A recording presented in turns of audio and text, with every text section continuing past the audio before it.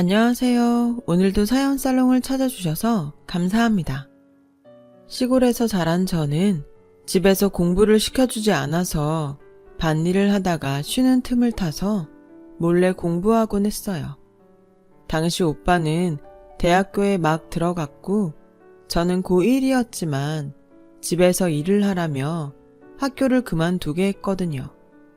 저는 식구가 다 잠들고 나면 오빠가 쓰던 책을 몰래 가져다가 밤새 공부를 했고 그러다가 아침에 늦게 일어나서 부모님께 혼난 적도 많았어요.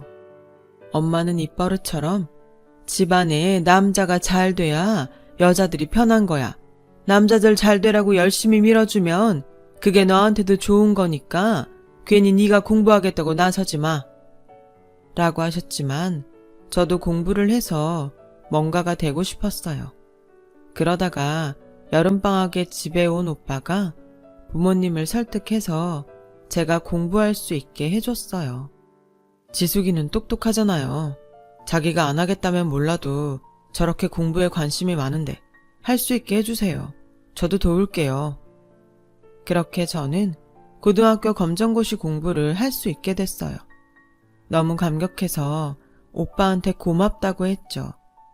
대학에 가보니 내가 얼마나 생각이 좁았는지 알게 됐어. 너도 열심히 해서 꼭 대학 가. 알았지?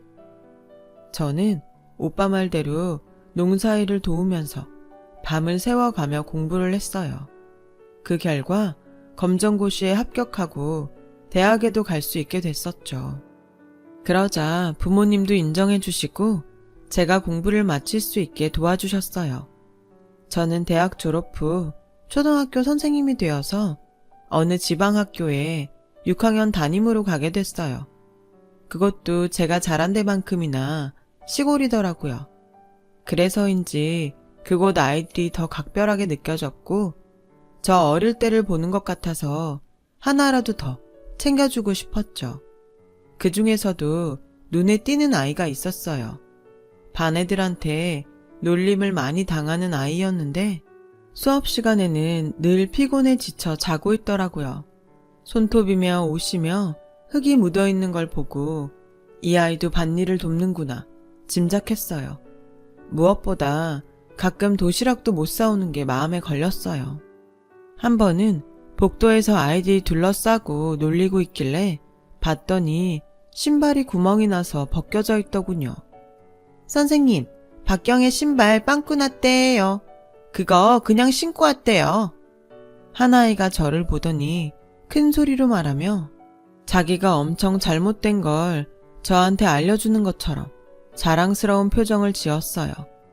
저는 아이들을 반으로 들어가게 하고서 그 아이를 교무실로 불렀어요. 뒤에서 아이들이 킥킥대며 지켜보고 있었죠.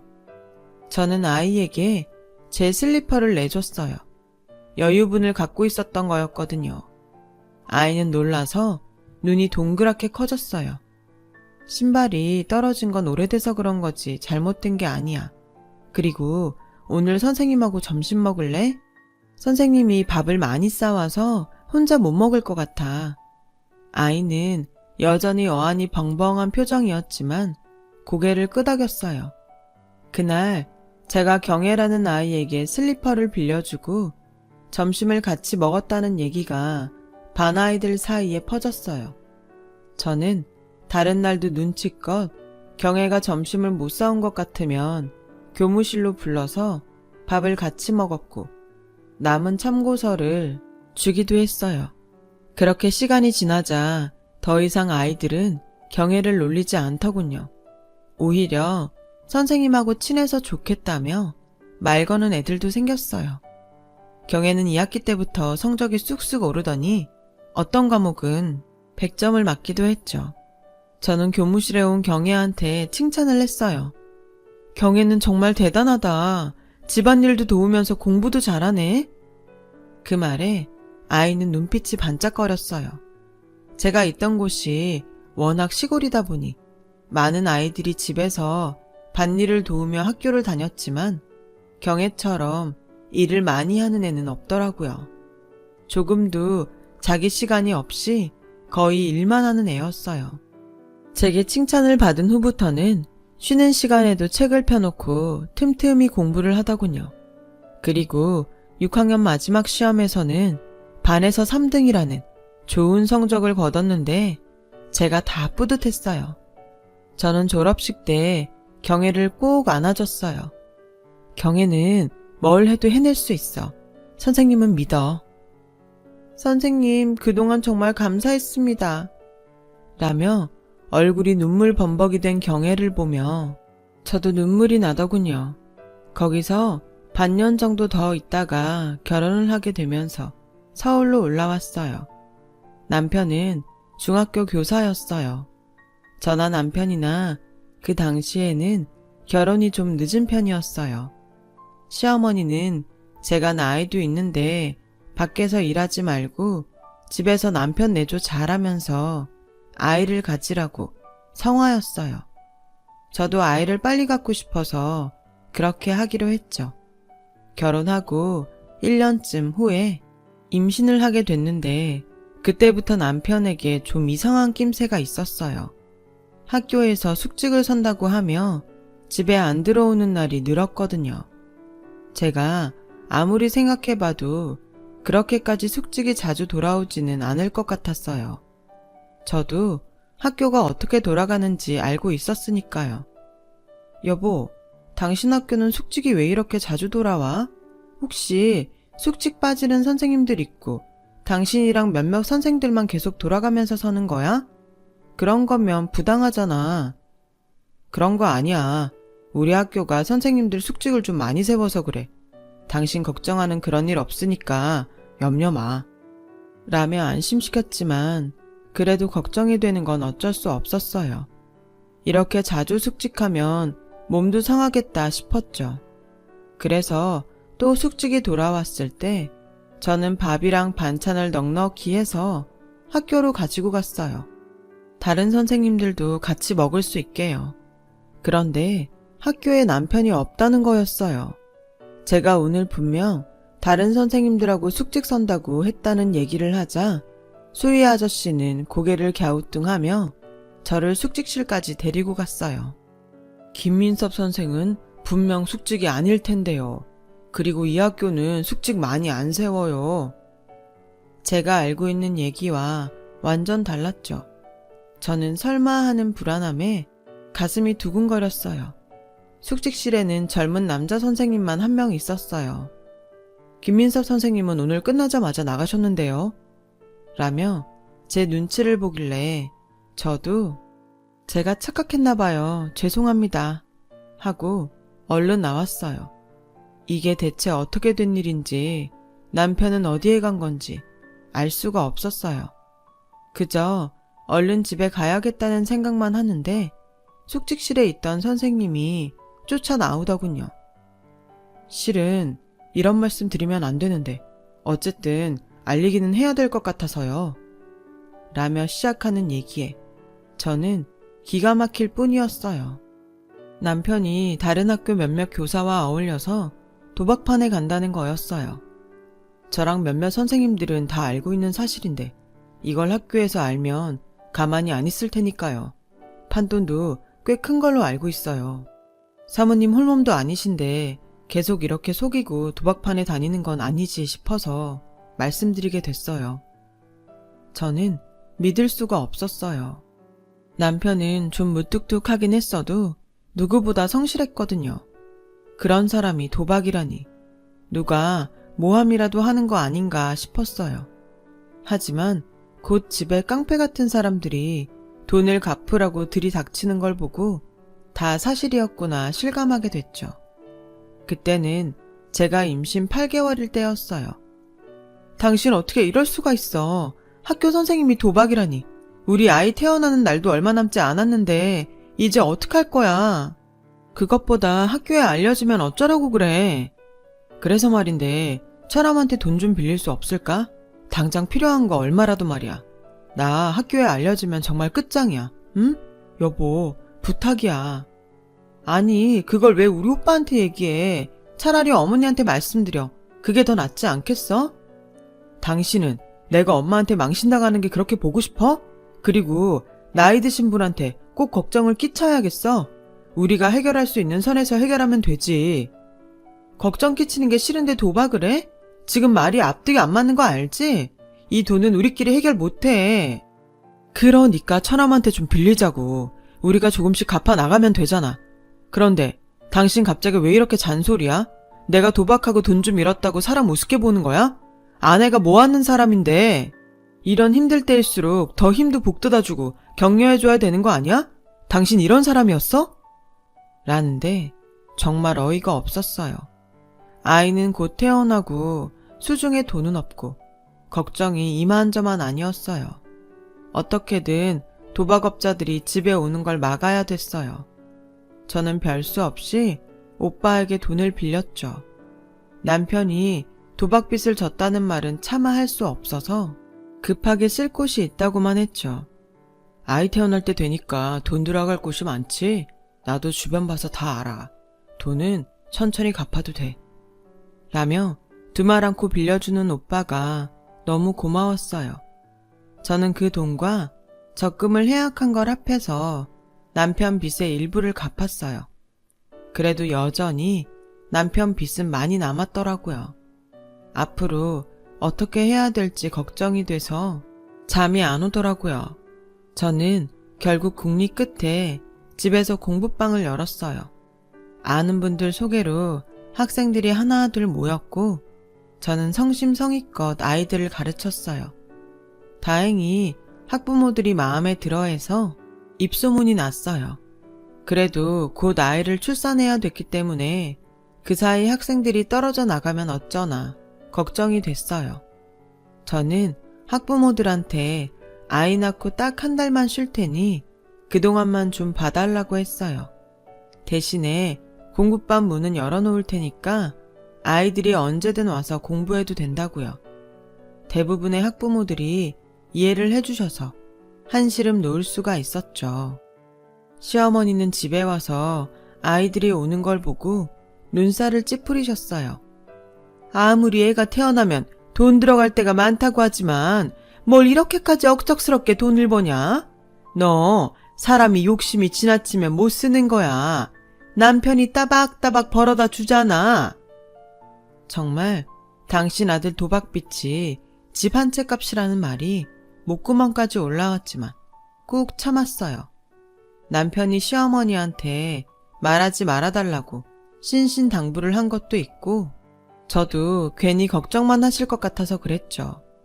그렇게 시간이 갔고 저는 딸을 낳은 후에도 공부방을 계속했어요. 제가 하는 공부방에서 1등하는 아이도 나오고 애들 성적이 전반적으로 오르기 시작하자 자기 아이도 봐달라는 학부모들이 늘어나더라고요. 일주일에 2번만 하던 걸 매일 하는 걸로 바꿨고 제 수입으로 빚을 갚으며 생활에 나갈 수 있었어요. 그렇게 몇 년이 지나 빚을 얼추 다 갚았다고 생각했는데 남편이 또 다른 데에서 도박빚을 져서 온 거였어요. 저는 정말 지칠 대로 지쳤어요. 당신 도박 안 하기로 했잖아. 근데 또 이런 일을 벌이면 어떡해. 이제 나도 모르겠어. 당신이 알아서 해. 실수였어. 정말 다시는 안 한다고 했는데 전에 있던 학교 물리선생이 불러서 간 데가 도박판이더라고. 거기 잠깐 앉아만 있다 온다는 게 그만. 이번만 도와주면 내가 정말 2번 다시 이런 일 없게 할게. 몰라. 이번에도 당신 손 놓고 있으면 나도 아무것도 못해. 당신 정말 이럴 거야?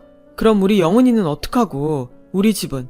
이럴수록 우리가 힘을 합쳐서 위기를 극복해야지. 당신 이럴 때마다 진짜 정이 뚝뚝 떨어진다. 뭐? 그건 내가 할 말이야. 영은이 걱정되는 사람이 어떻게 또 도박을 해? 나야말로 없던 정도 다 떨어지겠다. 저와 남편은 그날 크게 싸웠고 다음날 이른 아침 남편은 말도 없이 출근해버렸어요. 저와 싸운다고 해결되는 일이 아니라는 걸 저도 알고는 있었어요. 일단은 돈 문제부터 처리를 해야 했죠. 결국 다시 오빠에게 아쉬운 소리를 했어요. 오빠는 대기업에 다니고 있었고 집안에 늘 여윳돈을 두는 편이라서 얘기할 곳이 오빠밖에 없었어요. 빌려주는 건 어렵지 않은데 집에 무슨 일이 있는 건 아니지? 매제는 요즘 어떻게 지내? 그러고 보니 통 연락을 못 해봤네. 그냥 집 대출한 게 좀 문제가 있어서 내가 이번에도 틀림없이 갚을게. 많이 어려운 문제면 내가 그쪽으로 전문가 소개시켜줄까? 아니야. 그 정도는 아니니까 너무 걱정하지 마. 고마워, 오빠.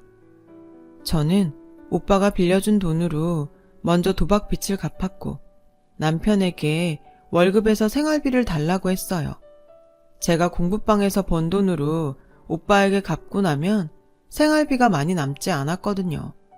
그 외에도 여기저기 들어가는 데가 많았고요. 근데 남편은 그럴 돈이 없다고 하는 거였어요. 왜 돈이 없어? 솔직히 나 당신이 왜 그렇게 생활비 안 보내는지 이해가 안 돼. 그거 엄마 다 드렸어. 노인네들이 돈 들어올 때가 어디 있겠어. 자식은 내가 보살펴야지. 정말 기가 막혔어요. 자기 치부는 숨기고 어떻게든 자기 부모한테 괜찮은 아들 노릇만 하려고 하니 이건 아니다 싶었어요. 안 돼. 빚 갚아야 돼서 우리 생활비 모자라. 시댁에 드리는 돈을 좀 줄여서라도 생활비에 보태줘. 라고 하자 남편은 버럭 소리를 지르며 주던 걸 어떻게 줄이라고 해. 제정신이야? 그럼 당신이 학생을 더 받으면 되잖아. 당신은 우리 부모님이 그렇게 우스워? 라며 또 적반하장으로 난리를 쳤어요. 도저히 말이 통하지 않았죠. 어쩔 수 없다고 생각한 저는 시어머니를 따로 만나서 그동안 있었던 일을 털어놓았어요. 그런데 시어머니는 더 기막힌 소리를 하는 거였어요. 그럼 네가 공부방 학생을 더 받으면 되지 무슨 문제냐? 남자가 노름 좀 한 거 가지고 그렇게 잡으면 안 되지. 네가 평소에 얼마나 달달 볶으면 여태 딴 건 쳐다도 안 보던 애가 그런 걸 다 할 생각을 했겠어. 아무리 말을 해도 통하지 않았고 저는 결국 빈손으로 돌아왔어요. 집에 오니 그새 시어머니가 남편하고 통화를 했는지 한바탕 난리를 치더군요. 당신이 뭔데 내가 도박을 한 해 만에 엄마한테 얘기를 해? 내가 그랬지. 절대 얘기하지 말라고. 어떻게 이렇게 신용이 없어? 난 당신 같은 사람하고는 더는 못 사니까 당장 나가. 뭐? 말 다 했어? 내가 오죽 답답하면 가서 얘기를 했겠어. 나가라고? 그럼 내가 못 나갈 줄 알아? 이혼하고 혼자서 애 키우는 게 겁이 나서 여태까지 참았지만 더는 가만히 있을 수 없었어요. 남편은 제가 짐을 챙기기도 전에 제 물건들을 집 밖으로 내던졌고 저는 딸을 안고서 허둥대며 나와야 했죠. 시댁에서도 저한테 냉담했어요. 남편 저렇게 만든 건 저라고요. 거기다 한술 더 떠서 제가 아들이 아니라 딸을 낳아서 이런 일이 생겼다는 거였어요. 갈 데도 없고 어찌해야 될지 몰라서 일단 여관을 잡았는데 어떻게 오빠가 알고 찾아왔어요. 오빠는 제가 큰 돈을 2번이나 빌려가는 게 이상해서 남편에 대해 알아봤다고 하더라고요. 우리 집에 가자 지수가. 그동안 고생 많았다. 저는 오빠 품에 안겨서 눈물을 터뜨렸어요. 새언니도 아무 말 없이 저와 딸을 반겨주는데 정말 고맙더라고요. 저는 오빠 집에 있으면서 다시 공부방을 열었고 돈을 차곡차곡 모아 몇 년 후 딸과 나와서 살게 됐어요. 그 사이 저는 이혼 서류에 도장을 찍었어요. 그나마 오빠가 변호사를 대동하고 시댁 식구들을 만났기 때문에 저한테 다른 불평을 하지 못했다고 하더라고요. 위자료나 양육비도 준다고 말만 하고 한 번도 보내주지 않았지만 저는 받을 생각도 하지 않았어요. 그 돈으로 아이를 키우면 무슨 생색을 낼까 생각만 해도 싫었거든요. 딸아이는 별탈 없이 잘 컸고 공부도 썩 잘해서 대학원까지 가게 됐어요. 저는 조그마한 보습학원을 차려서 계속 아이들을 가르쳤죠. 그 사이 재혼을 하라는 말도 있었지만 남편 때문에 고생했던 게 떠올라 거절했어요. 시댁과 남편이라면 치가 떨렸어요. 그러다가 오빠 몸에 이상이 생긴 걸 알게 됐어요. 젊을 때 일한다고 몸을 혹사시켜서 비알코올성 지방간염을 앓고 있었는데 그게 나이가 들어서 간경화가 됐다는 거였어요. 간이식을 해야 되는데 새언니는 몸이 너무 약해서 수술이 힘들었고요. 제가 간을 주겠다고 했지만 저도 간이 좋지 않아서 안 된다고 하더라고요. 오빠와 새언니 사이에는 아이가 없었기 때문에 다른 사람은 없었어요. 그런데 딸아이가 그 얘기를 듣고선 엄마, 외삼촌 일인데 왜 나한테 말 안 했어? 일단 나도 적합검사 받아보고 되면 나라도 해야지. 삼촌이 우리한테 어떤 사람인데? 라며 선뜻 얘기를 하더라고요. 딸아이가 간검사를 받고 정신이 없는데 문제가 터졌어요. 전 남편이 제 이름으로 사채를 빌려서 도박을 하다가 돈을 몽땅 날리고 잠적했다는 거였어요. 어떻게 그럴 수 있나 했더니 남편은 제 주민번호를 알고 있었기 때문에 제 이름으로 도장을 파서 돈을 빌려 쓴 거였어요. 시아버지는 돌아가셨다는데 시어머니는 아무리 전화를 해도 연락이 되지 않더라고요. 듣자 하니 남편은 저와 헤어진 뒤 재혼을 했는데 도박벽을 버리지 못해서 또 이혼했고 학교에서도 잘리고 방탕하게 살았답니다. 시어머니는 지방 어디서 혼자 산다고 하더라고요. 저는 하루아침에 억대의 빚을 지게 된 거였죠. 아니, 어떻게 이 인간은 평생 나를 괴롭히는 거야. 너무 속상해서 혼자 울다가 딸과 병원에서 만날 시간이 돼서 집을 나섰어요. 대학병원 의사한테 간 이식 수술에 대해서 듣는데 귀에 들어오질 않더군요. 근데 그 교수가 저를 유심히 보더니 이러는 거였어요. 혹시 윤지숙 선생님 아니세요? 저를 어떻게 아세요? 그러자 교수는 울음을 터뜨리며 제 손을 덥석 잡았어요. 선생님, 저예요. 경혜예요. 박경혜. 선생님이 점심도 주고 참고서도 줬던 경혜예요. 정말 너무 놀랍고 반가웠어요. 선생님 덕분에 제가 공부해서 이렇게 의사가 됐어요.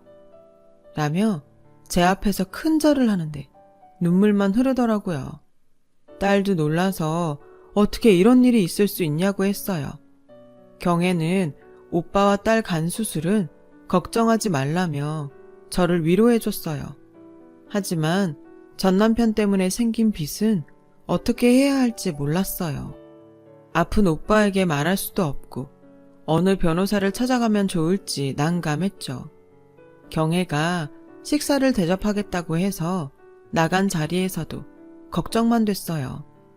선생님, 무슨 일 있으세요? 영 얼굴이 안 좋으세요. 건강은 괜찮으시죠?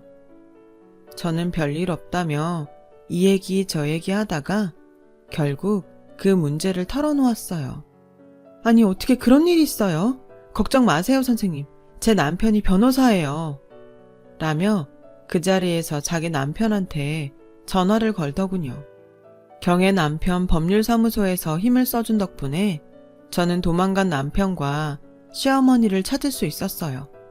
시어머니는 일이 이렇게 됐는데도 그래도 네 딸 아버지고 같이 살던 사이인데 꼭 이렇게까지 해야 되니?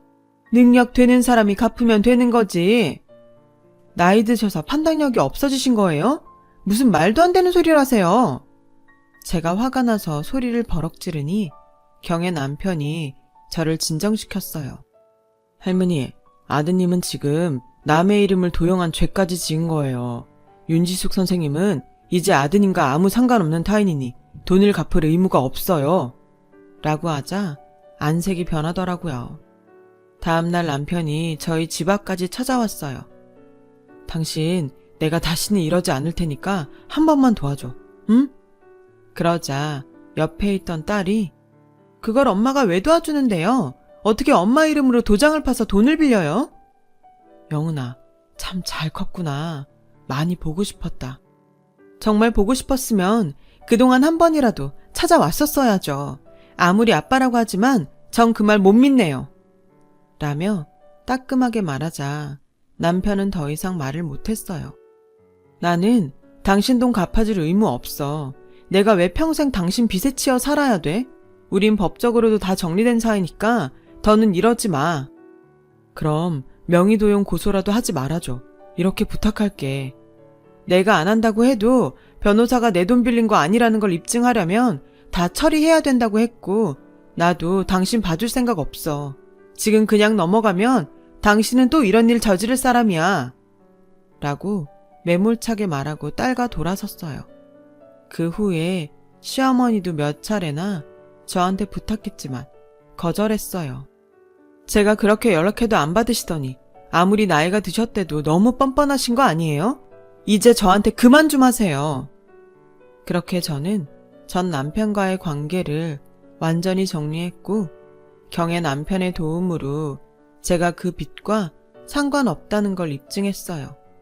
그 사이 오빠와 딸은 수술을 잘 받고 회복했죠. 오빠 부부도 저와 경혜 사이의 이야기를 듣고 놀라워했어요. 남한테 잘하고 살면 반드시 돌아온다더니 정말 그런가 보다. 라며 오빠는 저를 치켜 세워줬어요. 경혜는 그 뒤로도 저희에게 많은 도움을 줬어요. 우리 딸한테 좋은 남자도 소개해줬고요. 딸은 그 남자와 재작년에 결혼을 했답니다. 저는 지금 오빠 부부와 노년을 오붓하게 살고 있어요. 가끔씩 딸 부부 얼굴도 보고 경혜를 만나 옛 일도 얘기하고요. 어떤 인연이 어떻게 돌아올진 아무도 모르는 것 같아요. 많은 생각을 하면서 그 사람에게 잘해준 건 아니었는데 이렇게 부메랑이 되어 돌아오다니, 이런 행복이 아직도 꿈만 같네요. 제 얘기는 여기까지예요. 들어주신 분들 모두 감사드려요. 다들 행복하시고 좋은 일만 있기를 바랄게요. 좋은 하루 되세요. 여러분, 사연 댓글에 응원과 현명한 조언 부탁드려요. 좋아요와 구독은 저에게 큰 힘이 됩니다. 오늘도 좋은 일 가득하세요.